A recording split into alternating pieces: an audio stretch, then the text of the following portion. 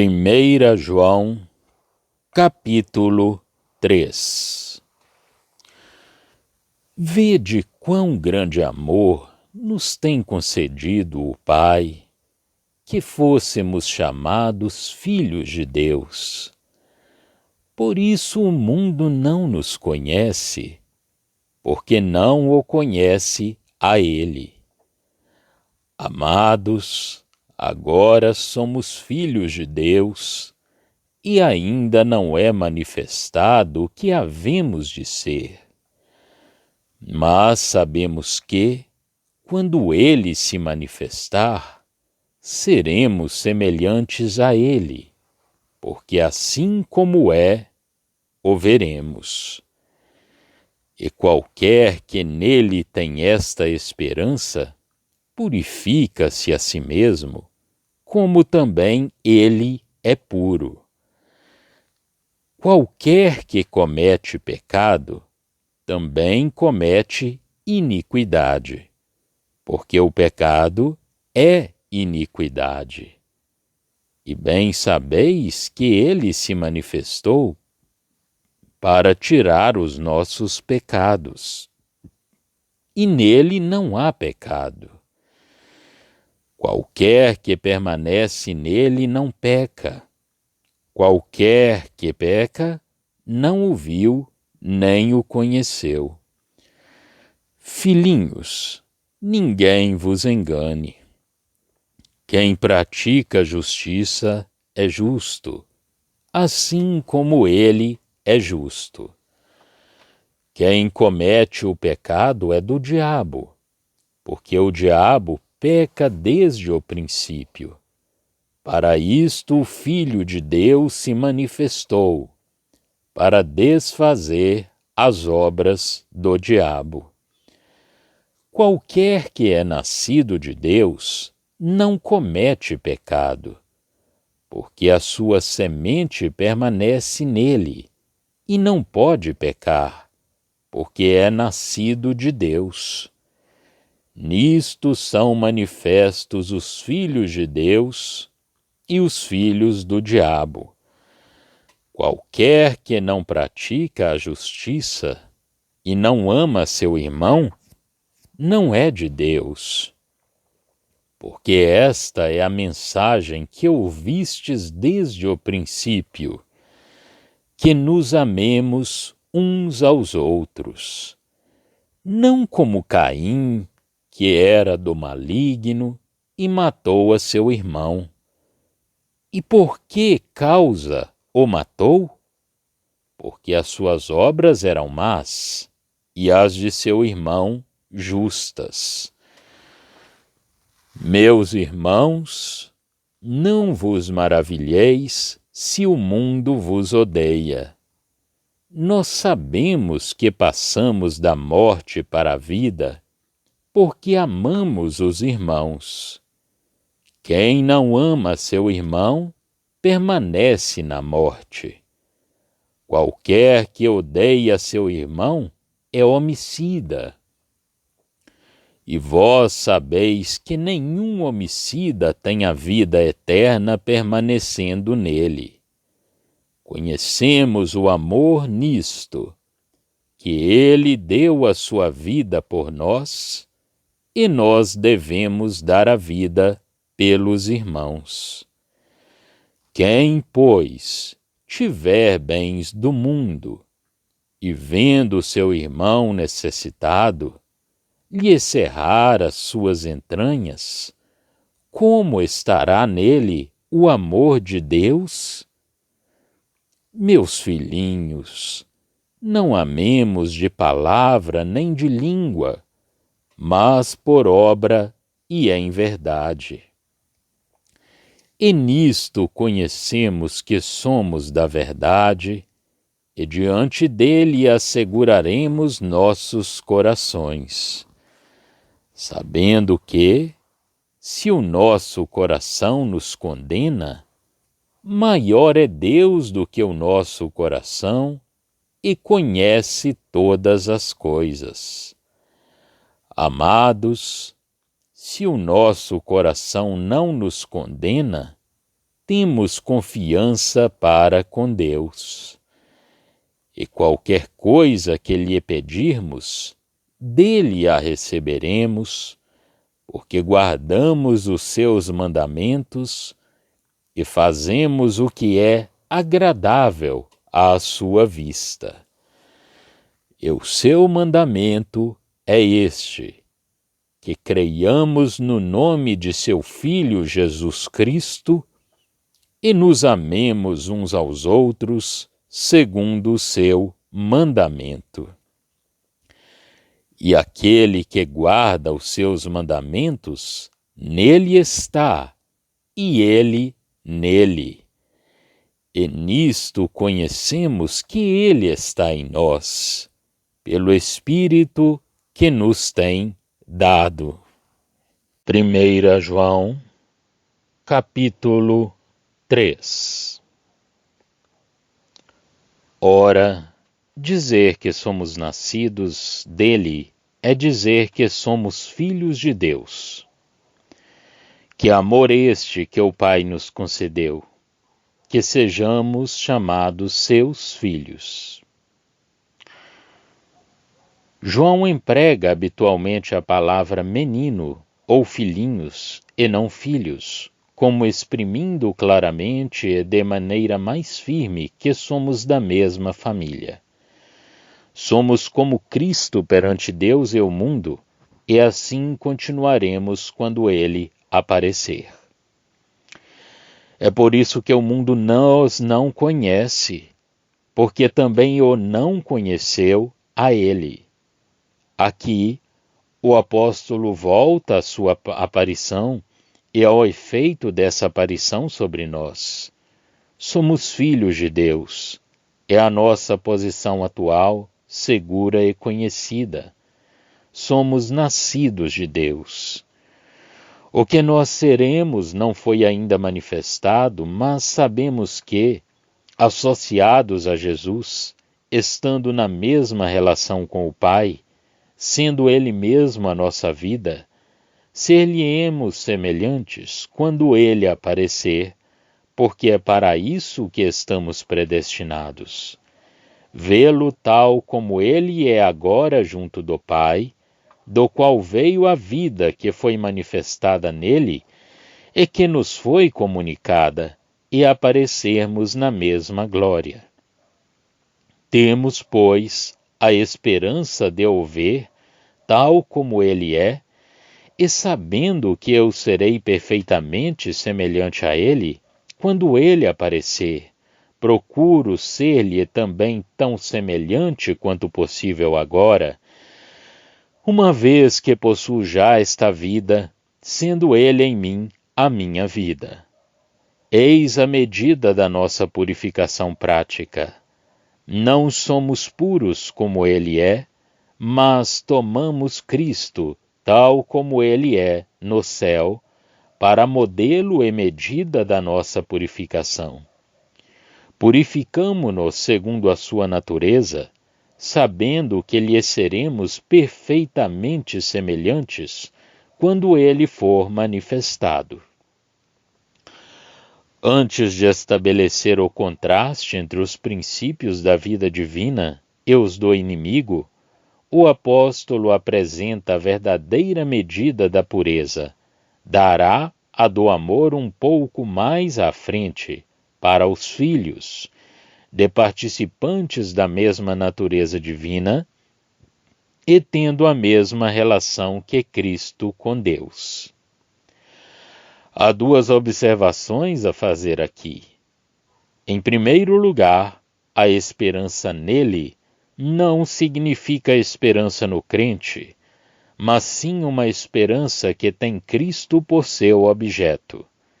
Em segundo lugar, é impressionante ver de que maneira o apóstolo, nesta epístola, parece confundir Deus com Cristo e emprega a palavra ele para designar Cristo, quando acaba de falar de Deus e vice-versa. Podemos ver este princípio no fim do capítulo 5, versículo 20. Sabemos que o Filho de Deus é vindo e nos deu entendimento para conhecermos o que é verdadeiro, e no que é verdadeiro estamos, isto é, no seu Filho, Jesus Cristo. Este é o verdadeiro Deus e a vida eterna.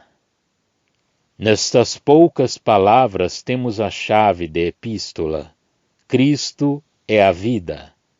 É, evidentemente, o Filho, mas é o próprio Deus que é manifestado, e a perfeição da sua natureza, que é a fonte de vida também para nós, como esta vida foi encontrada em Cristo, homem. Por conseguinte, eu posso falar de Deus e dizer nascido dele, mas foi em Jesus que Deus foi manifestado, e é dele que eu tiro a vida, de sorte que Jesus Cristo e Deus, no texto, podem ser substituídos um pelo outro. Assim, é de Cristo que se trata quando nos é dito, quando ele se manifestar, capítulo 2, 28. Ele é justo, o justo é nascido dele, capítulo 2, 29. Mas no capítulo 3, 1, encontramos filhos de Deus, o mundo não o conhece, e no versículo 2, somos filhos de Deus, porém, logo a seguir, quando ele se manifestar, seremos semelhantes a ele.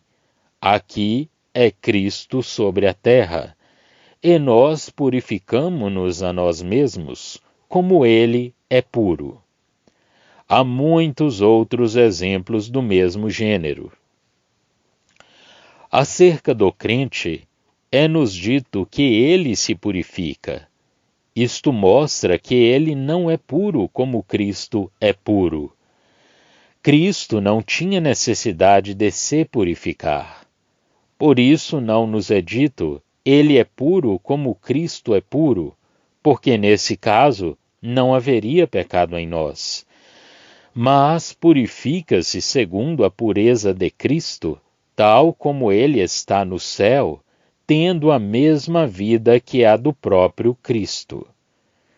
Tendo apresentado o lado positivo da pureza cristã, João ocupa-se agora dela sob outros pontos de vista, como sendo uma das provas características da vida de Deus na alma. Aquele que comete pecado não transgride a lei, mas atua sem lei. Em Romanos 2,12, a palavra é empregada em contraste com a violação da lei e a ação de pecar sob a lei. Quer dizer que a palavra grega empregada aqui, para o que é traduzido por iniquidade, é a mesma que é empregada para pecar sem lei, em contraste com pecar sob a lei e sendo julgado por ela. O seu procedimento é sem o constrangimento, sem a regra de uma lei. Atua sem freio, porque pecar é agir sem o freio de uma lei ou sem o constrangimento de uma outra autoridade atuando contra a nossa própria vontade. Cristo veio para fazer a vontade de seu Pai e não a sua própria. Ora, Cristo foi manifestado a fim de tirar os nossos pecados, mas nele não há nenhum pecado. Assim, aquele que comete pecado atua contra o fim da manifestação de Cristo e em oposição com a natureza da qual nós participamos, se Cristo é a nossa vida. Por conseguinte, aquele que permanece em Cristo não pratica o pecado. Aquele que peca não o viu, nem o conheceu. Tudo depende, como vemos, da nossa participação na vida e na natureza de Cristo. Portanto, que ninguém se engane. Aquele que pratica a justiça é justo, como ele é justo. Porque, participando da vida de Cristo, a gente é, perante Deus, segundo a perfeição daquele que ali se encontra, o chefe e a fonte desta vida. Mas nós somos assim como Cristo perante Deus, porque Ele mesmo é, realmente, a nossa vida. A nossa vida atual não é a medida da nossa aceitação. É Cristo que é essa medida. Mas Cristo é a nossa vida se formos aceitos segundo a sua excelência, porque é vivendo da sua vida que nós ali temos parte. Mas o julgamento é mais que negativo. Aquele que pratica o pecado é do diabo. Tem moralmente a mesma natureza que o diabo, porque o diabo peca desde o princípio. É o seu caráter original como diabo. Ora, Cristo foi manifestado a fim de destruir as obras do diabo. Portanto, como poderia estar com Cristo todo aquele que partilha o caráter desse inimigo de Cristo e das almas? Por outro lado, aquele que é nascido de Deus não pratica o pecado, e a razão é evidente. Ao nascer de Deus, é feito participante da natureza de Deus, tirando a sua vida dele. Fica nele esse princípio da vida divina. A semente de Deus permanece nele. Não pode pecar, porque é nascido de Deus. A sua nova natureza não tem, em si, o princípio do pecado, para que ele o cometa. Na verdade, como poderia a natureza divina pecar? Tendo assim designado as duas famílias, a família de Deus e a família do diabo, o apóstolo acrescenta a segunda nota, cuja ausência é uma prova de que se não é de Deus. Ele tinha já falado da justiça. Acrescenta agora o amor dos irmãos, pois está aqui a mensagem que os cristãos tinham recebido do próprio Cristo, a saber, de se amarem uns aos outros. No versículo 12, João faz ressaltar a ligação existente entre as duas coisas. Mostra que o ódio de um irmão é alimentado pela consciência que ele tem de que as suas obras são más e as do outro boas. Aliás, não devemos maravilhar-nos de que o mundo nos odeie. Sabemos que já passamos da morte para a vida, porque amamos os irmãos. E se este amor é uma prova essencial de que estamos regenerados, é perfeitamente natural que não o encontremos nos filhos do diabo. E, neste caso, aquele que não ama o seu irmão, solene pensamento, permanece na morte. Além disso, aquele que não ama o seu irmão é homicida. E um assassino não tem a vida eterna. Há nele a ausência da natureza divina, a morte e, além disso, a atividade do velho homem na outra natureza. Ele odeia e é, em espírito, a atividade da morte, um homicida. Além disso, como no caso da justiça e da pureza, temos em Cristo a medida desse amor. Por isso conhecemos o amor. Assim como ele deu a sua vida por nós, também nós deveríamos dar as nossas vidas pelos irmãos. Ora, se ao nosso irmão falta o indispensável à vida, E nós, possuindo bens deste mundo, não provemos as suas necessidades? É isto o amor divino que fez com que Cristo desse a sua vida por nós? E por meio deste amor real e prático que nós sabemos que estamos na verdade e que o nosso coração está firme e seguro perante Deus. Porque, se não houver nada a pesar-nos na consciência, estamos confiantes na sua presença. Mas se o nosso próprio coração nos condena, Deus conhece ainda mais. Não se trata aqui do meio de nos assegurarmos da nossa salvação, mas de termos confiança na presença de Deus. E não podemos tê-la como uma má consciência no sentido prático do termo, porque Deus é sempre luz e sempre santo. Por isso receberemos tudo o que pedirmos quando andarmos assim em amor perante Ele, fazendo o que é agradável aos seus olhos, porque, caminhando assim na sua presença, com confiança, o coração e os desejos respondem a essa influência bendita, sendo formados pelo prazer da comunhão com Ele, à luz da sua face. É Deus que anima o coração. Esta vida e esta natureza divina, de que a epístola fala, estando em plena atividade e sendo iluminadas e movidas pela presença divina, na qual encontram as suas delícias. Assim, as nossas petições não são senão para o cumprimento dos desejos que nascem quando os nossos pensamentos estão cheios da presença de Deus e das comunicações da sua natureza.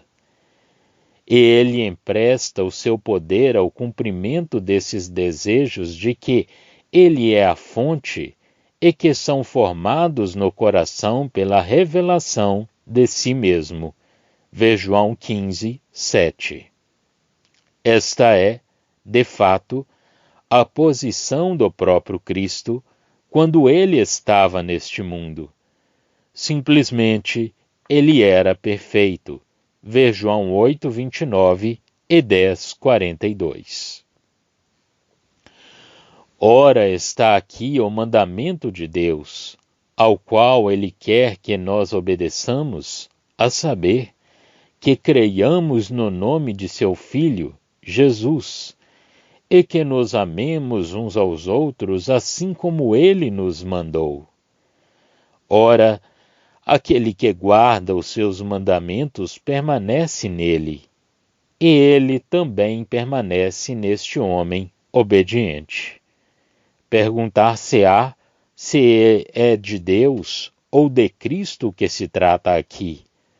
O apóstolo, como dissemos já, confunde Deus e Cristo no seu pensamento.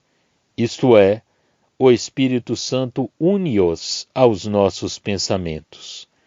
Nós estamos naquele que é verdadeiro, isto é, no seu Filho Jesus Cristo.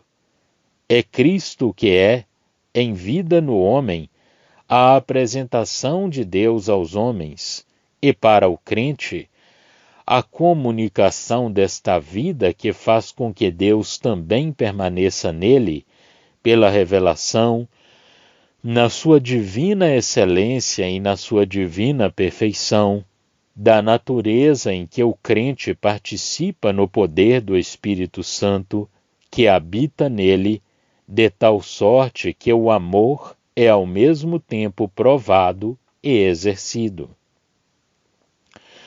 Mas que maravilhosa graça esta termos recebido uma vida, uma natureza pela qual somos capazes de gozar do próprio Deus, que habita em nós e pelo qual, visto estar em Cristo, estamos, de fato, no gozo desta comunhão, desta relação com Deus. Quem tem o Filho tem a vida, mas Deus permanece nele como sendo a parte, assim como a fonte desta vida, e aquele que tem o Filho tem o Pai. Que maravilhoso encadeamento que é este gozo vital e vigoroso pela comunicação da natureza divina de aquele que dele é a fonte. É isto segundo a sua perfeição em Cristo. Tal é o cristão segundo a graça.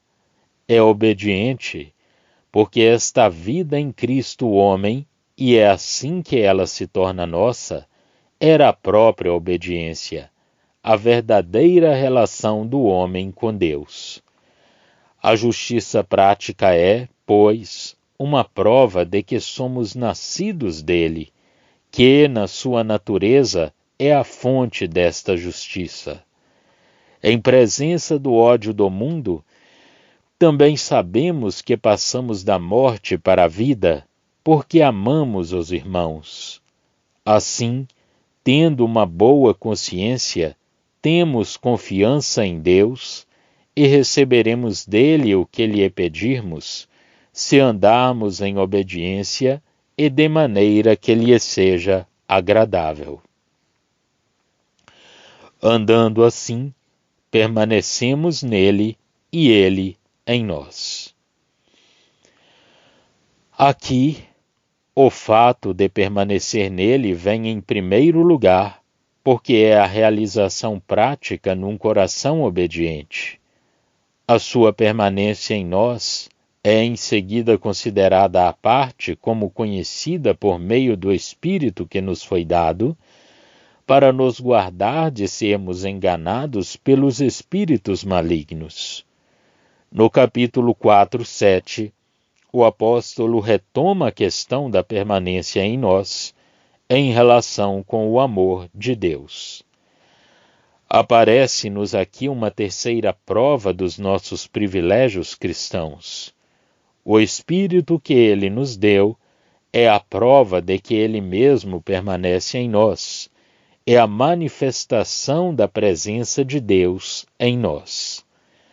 O apóstolo não acredita aqui que nós permanecemos nele, porque é da manifestação da presença de Deus que se trata aqui. A presença do Espírito assim o demonstra, mas permanecendo nele, como veremos mais à frente, gozaremos daquilo que ele é e, por consequência, estamos em comunhão moral com a sua natureza.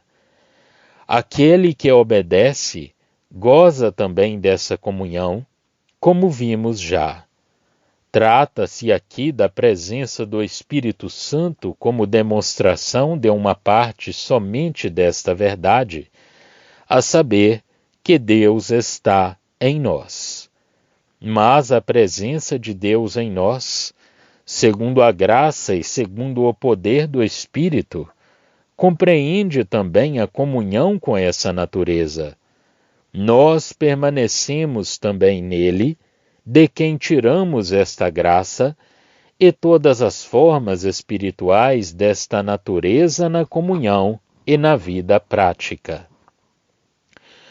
É nos versículos 12 e 16 do capítulo 4 que o apóstolo fala deste assunto. A justiça prática ou obediência, o amor dos irmãos, a manifestação do Espírito de Deus, tais são as provas das nossas relações com Deus. Aquele que obedece aos mandamentos do Senhor na justiça prática, permanece nele e Deus nele. O Espírito dado é a prova de que ele permanece em nós. Basta uma rápida leitura para notar que a primeira epístola e o Evangelho de João são bastante semelhantes. Os dois livros focalizam os mesmos temas. A abordagem no Evangelho é geralmente feita mediante citações das palavras do Senhor e relatos de sua vida. As cartas sublinham os mesmos temas, porém enfatizando que estes agora devem manifestar-se também na vida dos filhos de Deus. O Evangelho nos mostra coisas que são verdadeiras nele. Já a carta fala de um novo mandamento, algo que é verdadeiro nele e em vós. 1 João 2:8.